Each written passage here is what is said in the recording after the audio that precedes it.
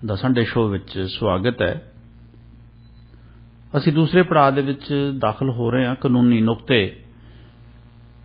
ਨੁਕਤਿਆਂ ਦੀ ਗੱਲ ਹੁੰਦੀ ਹੈ ਤਾਂ ਫਿਰ ਸੰਵਿਧਾਨ ਦੀ ਵੀ ਗੱਲ ਹੁੰਦੀ ਹੈ। ਦਿਲ ਸਾਹਿਬ, ਅੱਜ ਸੰਵਿਧਾਨ ਦਿਵਸ ਹੈ ਜੀ। ਸੰਵਿਧਾਨ ਦਿਵਸ ਹੈ ਤੇ ਭਾਰਤੀ ਸੰਵਿਧਾਨ ਦੀ ਜਿਹੜੀ ਧਾਕ ਬੜੇ ਪੂਰੀ ਦੁਨੀਆ ਦੇ ਵਿੱਚ ਹੈ ਕਿ ਕਿੰਨੀ ਉਹਨੂੰ ਮਤਲਬ ਕਿ ਆਮ ਜਿਹੜੀ ਜਨਤਾ ਦੇ ਹੱਕ ਵਿੱਚ, ਆਮ ਲੋਕਾਂ ਦੇ ਹੱਕ ਵਿੱਚ ਕਿੰਨੇ ਉਹਨਾਂ ਨੂੰ ਅਧਿਕਾਰ ਦਿੱਤੇ ਗਏ ਨੇ ਜਾਂ ਕਿੰਨੀ ਇਹਦੀ ਪ੍ਰਤੀਬੱਧਤਾ ਹੈਗੀ ਹੈ। ਉਹ ਸਾਰਾ ਕੁਝ ਜਿਹੜਾ ਅਸੀਂ ਤੁਹਾਡੇ ਤੋਂ ਜਾਣਨਾ ਚਾਹੁੰਦੇ ਹਾਂ ਕਿ ਭਾਰਤੀ ਸੰਵਿਧਾਨ ਦਿਵਸ ਤੇ ਅੱਜ ਇਹਨੂੰ ਕਿਵੇਂ ਡਿਫਾਈਨ ਕੀਤਾ ਜਾ ਸਕਦਾ ਜੀ। ਭੰਮ ਸਾਹਿਬ, ਇੱਕ ਸੰਵਿਧਾਨ ਦਿਵਸ ਦੇ ਬਾਰੇ ਜਿਸ ਤਰ੍ਹਾਂ ਮੈਂ ਕਿਹਾ ਕਿ ਜਿਹੜਾ 26 ਨਵੰਬਰ ਹੈ ਜੀ, ਇਹ ਕਈ ਮਾਨਿਆਂ ਦੇ ਵਿੱਚ ਇਤਿਹਾਸਕ ਦਿਨ ਹੈ। ਬਿਲਕੁਲ। ਸੋ 26 ਨਵੰਬਰ ਭਾਰਤ ਦਾ ਸੰਵਿਧਾਨ ਦਿਵਸ ਵੀ ਹੈ। ਇਸ ਲਈ ਇਹ ਇੱਕ ਬੜਾ ਮੁਕੱਦਸ ਦਿਨ ਹੈ ਕਿਉਂਕਿ ਇਸ ਦਿਨ ਹੁਣ ਦੇਖੋ ਰਿਪਬਲਿਕ ਡੇ 26 ਜਨਵਰੀ ਤੇ 26 ਨਵੰਬਰ, ਇਹਦੇ ਵਿੱਚ ਫਰਕ ਸਮਝਣਾ ਜ਼ਰੂਰੀ ਹੈ ਜੀ। ਬਿਲਕੁਲ।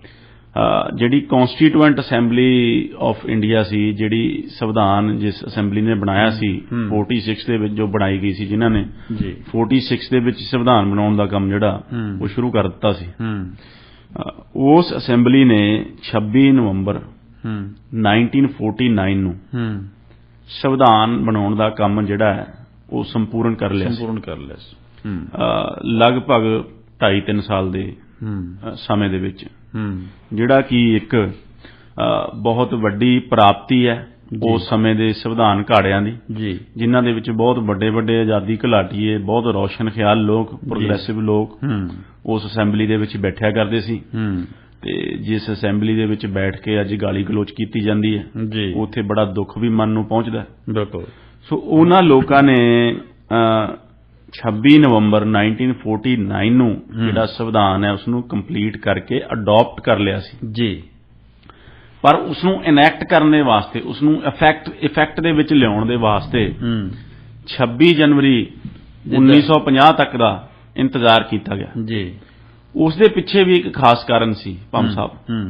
ਜਿਹੜਾ 26 ਜਨਵਰੀ ਦਾ ਦਿਨ ਹੈ ਉਸਨੂੰ ਅਸੀਂ ਰਿਪਬਲਿਕ ਡੇ ਦੇ ਤੌਰ ਤੇ ਮਨਾਉਂਦੇ ਹਾਂ ਉਸ ਦਿਨ, ਕਿਉਂਕਿ ਭਾਰਤ ਦਾ ਸੰਵਿਧਾਨ ਜਿਹੜਾ ਹੈ ਉਹ ਲਾਗੂ ਕੀਤਾ ਗਿਆ ਸੀ, ਅਸੀਂ ਇਹ ਕਹਿੰਦੇ ਹਾਂ, ਬਿਲਕੁਲ ਇਫੈਕਟ ਦੇ ਵਿੱਚ ਲਿਆਂਦਾ ਗਿਆ ਸੀ। ਪਰ ਇਸ ਨੂੰ ਅਡਾਪਟ ਕੰਪਲੀਟ ਕਰਕੇ, ਇਸ ਨੂੰ ਅਡਾਪਟ ਜਿਹੜਾ ਹੈ ਉਹ 26 ਨਵੰਬਰ 1949 ਦੇ ਵਿੱਚ ਕਰ ਲਿਆ ਗਿਆ ਸੀ। 26 ਜਨਵਰੀ ਦਰਅਸਲ ਜਿਹੜਾ ਹੈ ਕਾਂਗਰਸ ਪਾਰਟੀ ਨੇ ਤੇ ਦੇਸ਼ ਨੇ ਉਸ ਨੂੰ 1929 ਦੇ ਵਿੱਚ ਪੂਰਨ ਸਵਰਾਜ ਦਿਵਸ ਦੇ ਰੂਪ ਦੇ ਵਿੱਚ ਅਡਾਪਟ ਕੀਤਾ ਸੀ। ਤੇ ਰਾਵੀ ਦੇ ਕਿਨਾਰੇ ਉਸ ਸਮੇਂ ਕਾਂਗਰਸ ਦੇ ਪ੍ਰਧਾਨ ਜਿਹੜੇ ਜਵਾਹਰ ਲਾਲ ਨਹਿਰੂ ਨੇ ਤਿਰੰਗਾ ਝੰਡਾ ਲਹਿਰਾਇਆ ਸੀ ਤੇ ਸਾਰੇ ਦੇਸ਼ ਦੇ ਵਿੱਚ 26 ਜਨਵਰੀ ਨੂੰ ਪੂਰਨ ਸਵਰਾਜ ਦਿਵਸ ਦੇ ਰੂਪ ਦੇ ਵਿੱਚ ਮਨਾਉਣ ਦੀ ਅਪੀਲ ਕੀਤੀ ਸੀ ਤੇ ਮਨਾਇਆ ਵੀ ਗਿਆ ਸੀ।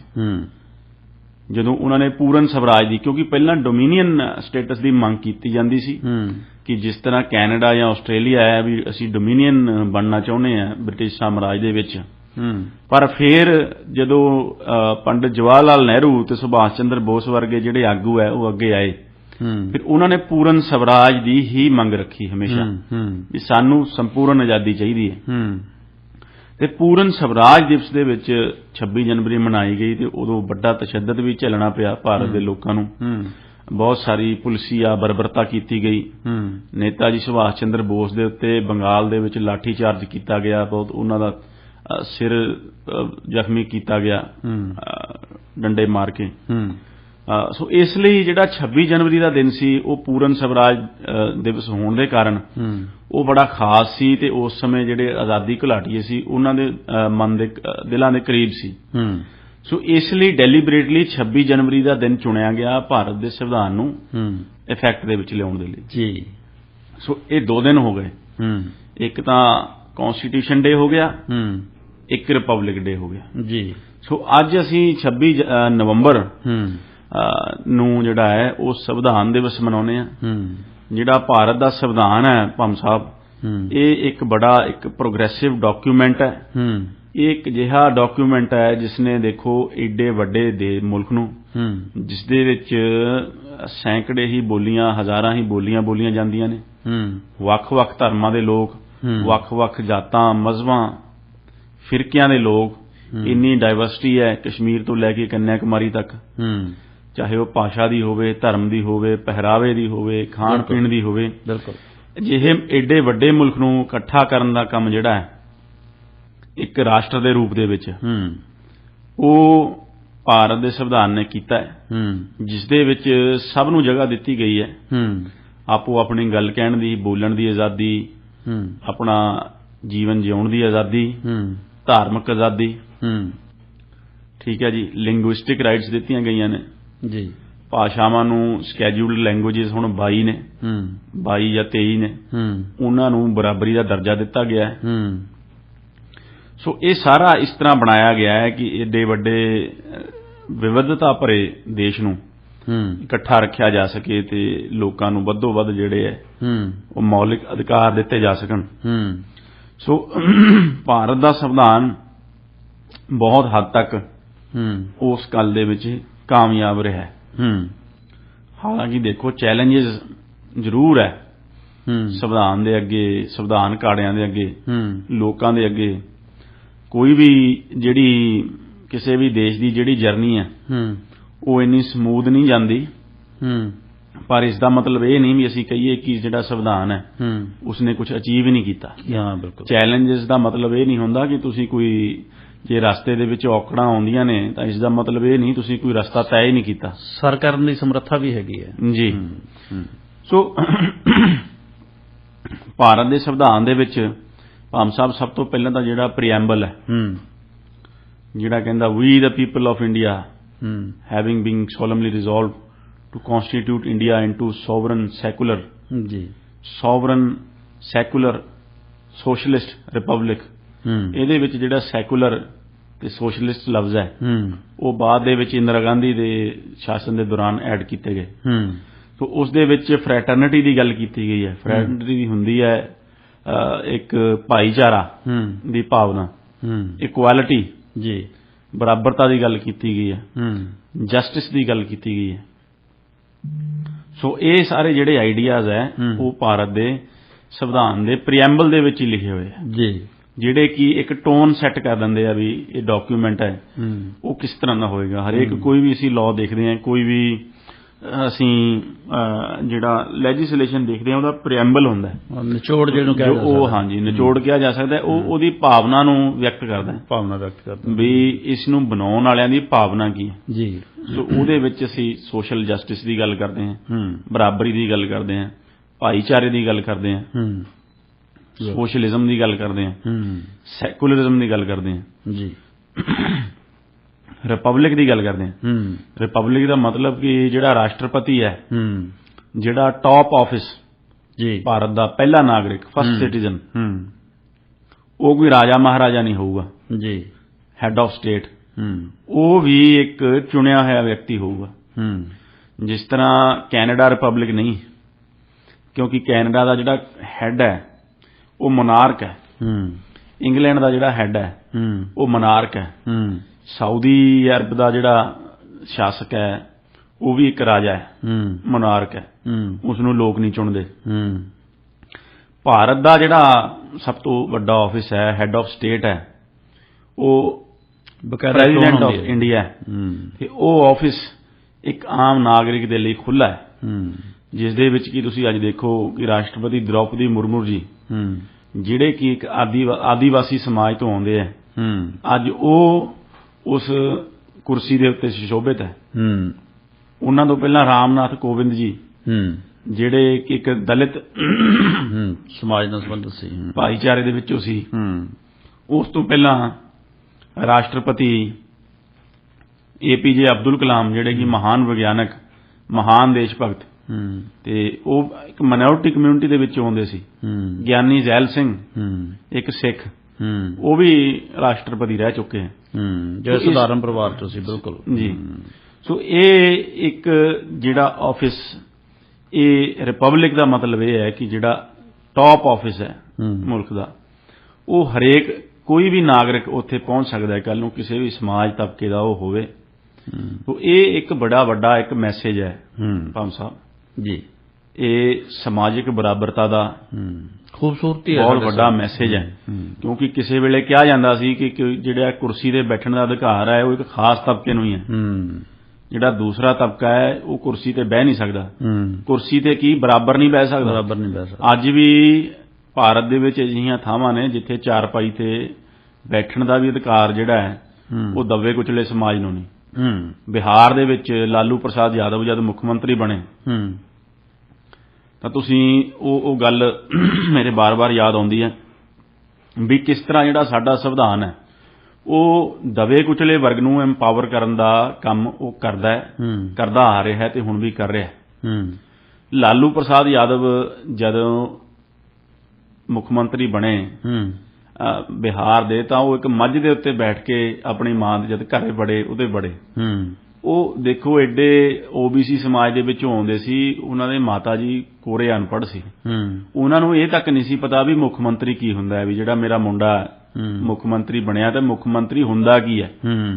ਤਾਂ ਉਹਨਾਂ ਨੇ ਫਿਰ ਸਮਝਾਇਆ ਵੀ ਕਿਸ ਤਰ੍ਹਾਂ ਆਪਦੀ ਮਾਤਾ ਨੂੰ ਸਮਝਾਇਆ। ਦੇਖੋ ਉਹ ਕਹਿੰਦੇ ਵੀ ਸਾਡੇ ਇਲਾਕੇ ਦੇ ਵਿੱਚ ਕੋਈ ਛੋਟਾ ਜਿਹਾ ਰਜਵਾੜਾ ਸੀ ਸੱਜੇ ਖੱਬੇ, ਉਸ ਨੂੰ ਜਿਹੜੀ ਉਹਨਾਂ ਦੇ ਮਾਤਾ ਜੀ ਦੇ ਲਈ ਜਿਹੜਾ ਸਭ ਤੋਂ ਵੱਡਾ ਉੱਚਾ ਬੰਦਾ ਸੀ ਉਹ ਰਜਵਾੜਾ ਹੀ ਸੀ, ਸਰਦਾਰ ਉਸ ਜਗ੍ਹਾ ਦਾ। ਤਾਂ ਲਾਲੂ ਪ੍ਰਸਾਦ ਨੇ ਆਪਣੀ ਮਾਤਾ ਨੂੰ ਸਮਝਾਉਣ ਦੇ ਲਈ ਇਹ ਕਿਹਾ ਵੀ ਤੇਰਾ ਪੁੱਤ ਜਿਹੜਾ ਹੈ ਉਹ ਸਰਦਾਰ ਮੈਂ ਵੀ ਹੁਣ ਮੈਂ ਆ ਸਾਰੇ ਬਿਹਾਰ ਦਾ। ਤਾਂ ਉਹਨਾਂ ਦੀ ਮਾਤਾ ਜੀ ਨੂੰ ਸਮਝ ਆਈ ਬਈ ਇਹ ਮੁੱਖ ਮੰਤਰੀ ਕੀ ਹੁੰਦਾ। ਸੋ ਇਸ ਤਰ੍ਹਾਂ ਭੰਮ ਸਾਹਿਬ ਤੁਸੀਂ ਦੇਖੋ ਕਿ ਉਸ ਤੋਂ ਬਾਅਦ ਉਹਨਾਂ ਨੇ ਜਿਹੜਾ ਇਹ ਥੱਲੇ ਬੈਠਣ ਦੀ ਲਾਲੂ ਪ੍ਰਸਾਦ ਯਾਦਵ ਨੇ ਉੱਥੇ ਜਿਹੜਾ ਹੈ OBC ਸਮਾਜ ਨੂੰ ਉਹਨਾਂ ਦੇ ਜਿਹੜੇ ਬੈਠਣ ਨਹੀਂ ਸੀ ਦਿੰਦੇ, ਜਿਹੜੇ ਕਹਿੰਦੇ ਪੜ੍ਹ ਨਹੀਂ ਸਕਦੇ ਤੁਸੀਂ, ਬਰਾਬਰ ਬੈਠ ਨਹੀਂ ਸਕਦੇ, ਬਰਾਬਰ ਬੈਠਣ ਜੋਗਾ ਕੀਤਾ, ਚਾਰਪਾਈ ਤੇ ਬੈਠਣ ਜੋਗਾ ਕੀਤਾ। ਸੋ ਇਹ ਸਾਡੇ ਸੰਵਿਧਾਨ ਦੀ ਖੂਬਸੂਰਤੀ ਹੈ, ਤਾਕਤ ਹੈ। ਜੀ ਦਿਲ ਸਾਹਿਬ 26/11 ਦੋ ਪਾਸੇ ਲੱਗ ਗਈ ਸੀ, ਜਿਸ ਤਰ੍ਹਾਂ ਅਸੀਂ ਪਹਿਲਾਂ 26/11 ਦੀ ਗੱਲ ਕੀਤੀ ਸੀ ਕਿ 26/11 ਦੇ ਵਿੱਚ ਕੀ ਕੁਛ ਜਿਹੜਾ ਉਹ ਅੱਤਵਾਦੀਆਂ ਨੇ ਕੀਤਾ ਸੀ, ਪਰ ਇੱਥੇ ਸਾਡੇ ਸੰਵਿਧਾਨ ਦੀ ਖੂਬਸੂਰਤੀ ਵੀ ਦਿਸੀ ਵੀ ਅਸੀਂ ਹਾਲਾਂਕਿ ਉਹਨਾਂ ਨੂੰ ਗੋਲੀ ਮਾਰ ਕੇ ਮੌਕੇ ਤੇ ਵੀ ਮਾਰਿਆ ਜਾ ਸਕਦਾ ਸੀ ਜਿਨ੍ਹਾਂ ਨੇ ਇੰਨਾ ਵੱਡਾ ਘਾਣ ਕੀਤਾ ਸੀ, ਲੇਕਿਨ ਉਹਨਾਂ ਨੂੰ ਫਿਰ ਜਿਹੜੇ ਆ ਪੂਰੇ ਅਧਿਕਾਰ ਦਿੱਤੇ ਗਏ ਇੱਕ ਆਮ ਨਾਗਰਿਕ ਵਾਂਗ। ਔਰ ਹੋਰ ਕਿਹੜੇ ਇਹੋ ਜਿਹੇ ਬੁਨਿਆਦੀ ਜੇ ਅਸੀਂ ਕਹੀਏ ਵੀ ਆਮ ਬੰਦੇ ਨੂੰ ਬੁਨਿਆਦੀ ਅਧਿਕਾਰ ਜਿਹੜੇ ਮਿਲਦੇ ਆ ਉਹਨਾਂ ਦੀ ਵਿਆਖਿਆ ਕਿਵੇਂ ਕੀਤੀ ਜਾ ਸਕਦੀ ਹੈ? ਭੰਮ ਸਾਹਿਬ ਜਿਹੜਾ part 3 of the constitution of India ਜੀ ਉਹ ਸਾਰਾ ਬੁਨਿਆਦੀ ਅਧਿਕਾਰਾਂ ਦੀ basic human right fundamental rights ਜਿਹਨੂੰ ਆਪਾਂ ਕਹਿੰਦੇ ਆ ਉਹਨਾਂ ਦੀ ਗੱਲ ਕਰਦਾ ਜੀ। ਜਿਹੜੀ ਧਾਰਾ 14 ਹੈ ਆਰਟੀਕਲ 14 ਜੀ right to life and liberty ਜੀ, 15 16 17 ਤੇ 18 ਜੀ ਰਾਈਟ ਟੂ ਇਕੁਐਲਿਟੀ ਜੀ, ਇੱਕੋ ਜਿਹੇ ਮੌਕੇ ਪ੍ਰਦਾਨ ਕਰਨੇ ਸਾਰੇ ਨਾਗਰਿਕਾਂ ਨੂੰ।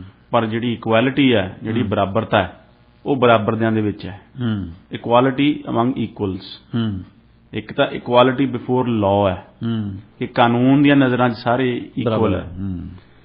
ਇੱਕ ਦੂਜੀ ਹੈਗੀ ਆ ਜਿਹੜੀ ਇਕੁਅਲ ਓਪਰਚੁਨਿਟੀ।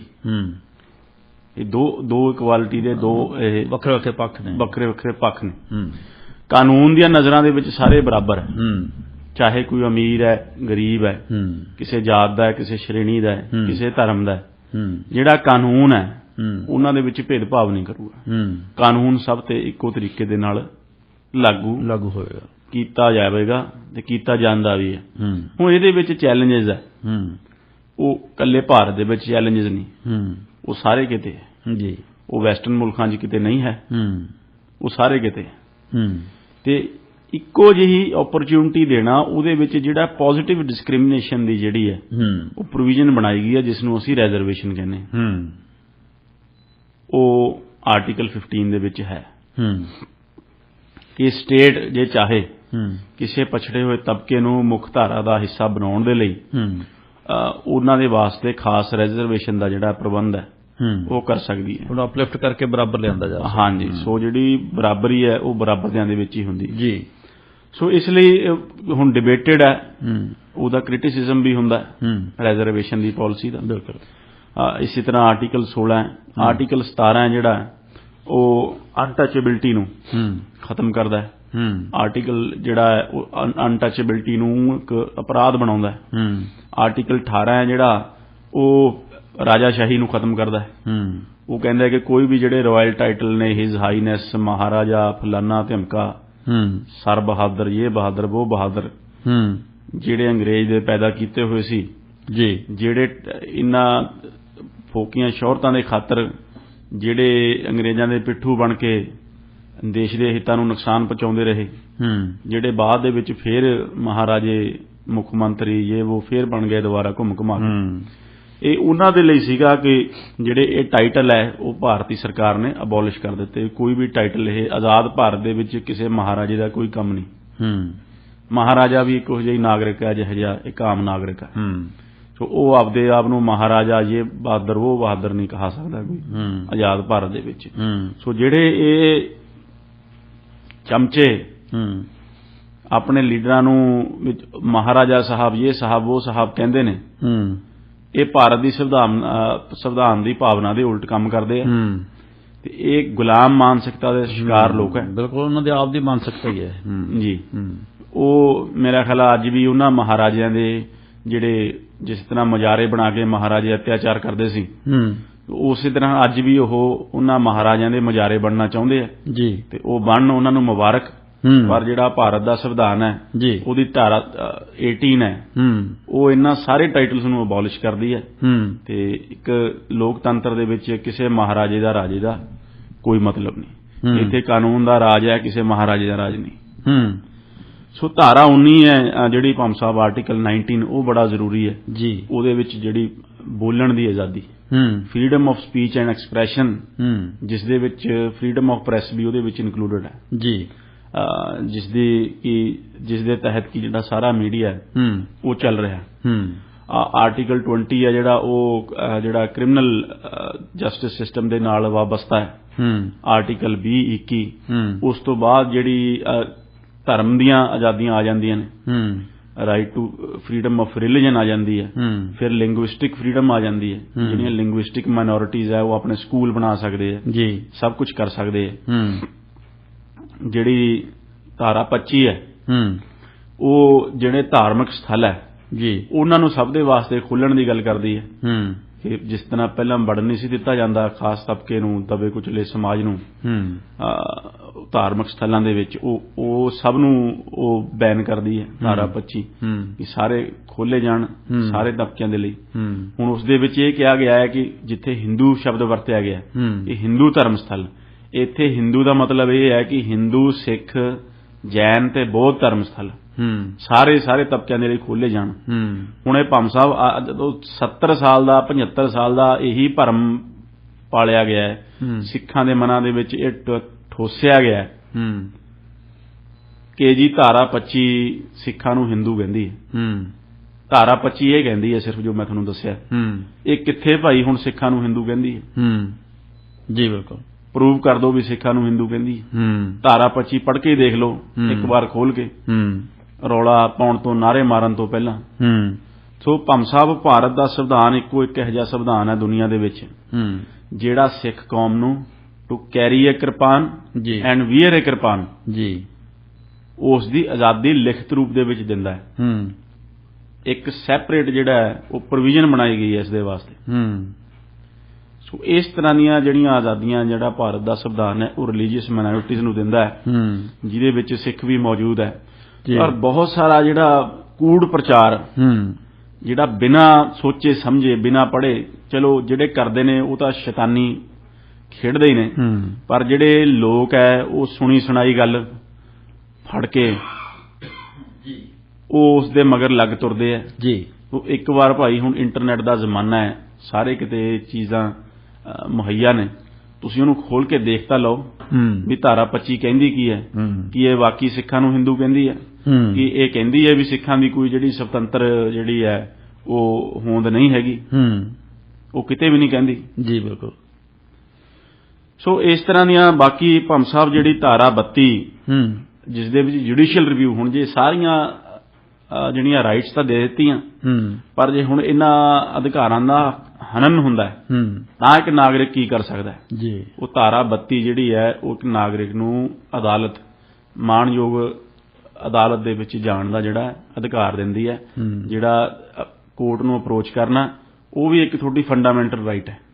ਉਹਨੂੰ ਵੀ ਕੋਈ ਕਾਨੂੰਨ ਜਾਂ ਕੋਈ ਹੋਰ ਰੋਕ ਨਹੀਂ ਸਕਦਾ। ਜੇ ਕੋਈ ਰੋਕਦਾ ਹੈ ਤਾਂ ਉਹ ਜਿਹੜੇ ਬੁਨਿਆਦੀ ਅਧਿਕਾਰਾਂ ਦਾ ਉਲੰਘਣ ਹੈ।